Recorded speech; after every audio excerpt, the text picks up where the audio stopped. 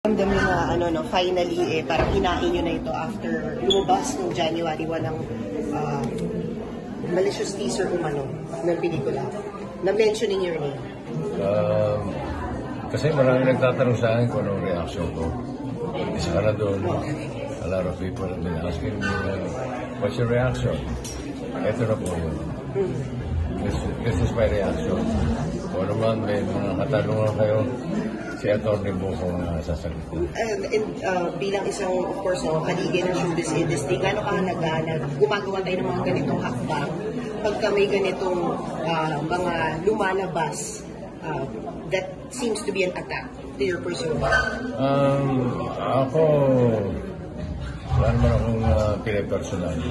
But I'm just against irresponsible people, lalo na sa social media.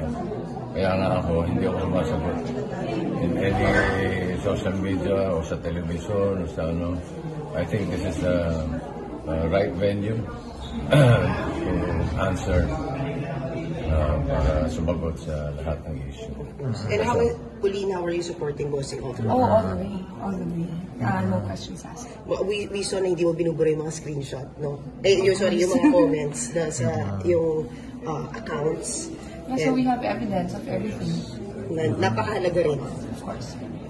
How are you right now? We're okay. We're okay. We're just praying, and of course we trust naman the justice system in the Philippines. Laban lang, bossing, no? Thank you po.